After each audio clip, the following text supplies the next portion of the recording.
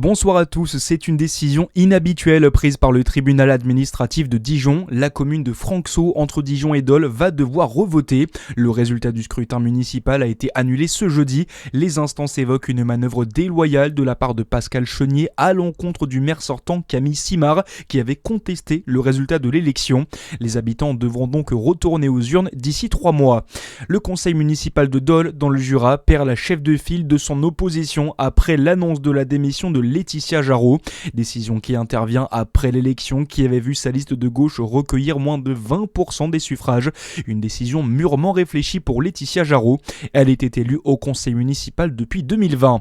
Retour dans la région, on vous parle d'un événement désormais, l'innovation culinaire pour améliorer nos usages et nos habitudes alimentaires, l'évolution de nos mondes de consommation pour mieux imaginer ceux de demain. L'exposition Révolution dans l'assiette est présentée à Dijon depuis mardi et jusqu'au 28 mars 2027 à la Cité internationale de la gastronomie et du vin, avec comme marraine la chef Johanna Lepape, championne du monde des arts sucrés en 2014.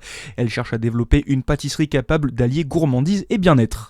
Aujourd'hui, on a un terrain de jeu extraordinaire. On a la chance d'avoir une multitude d'ingrédients qui s'offrent à nous, des farines, des sucres, des légumes. Et en fait, on se rend compte qu'on peut jouer avec tous ces ingrédients au quotidien dans notre alimentation. Donc en fait, c'est de sensibiliser les gens à se dire il y a plein d'autres opportunités qui peuvent, que vous pouvez emprunter pour permettre aux gens de faire des choses saines, bonnes, hyper gourmandes, mais voilà, avec une réflexion sur les ingrédients et donc pas forcément d'acheter 50 farines, mais d'en avoir 2 ou 3 en plus ou 2. Et pareil pour les sucres, pour pouvoir s'amuser et jouer à la maison, pour se faire plaisir. Cette exposition, également parrainée par le chef jurassien Jean-Paul Jeunet, est ouverte à tous, à découvrir un parcours qui met en scène une douzaine d'assiettes permettant de comprendre les innovations de l'histoire de l'alimentation.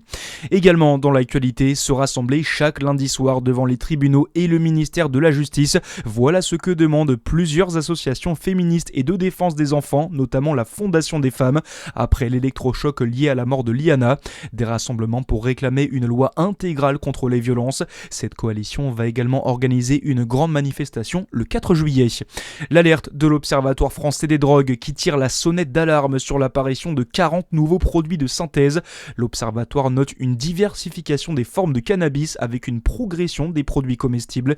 Le rapport pointe également des concentrations de plus en plus élevées pour la cocaïne.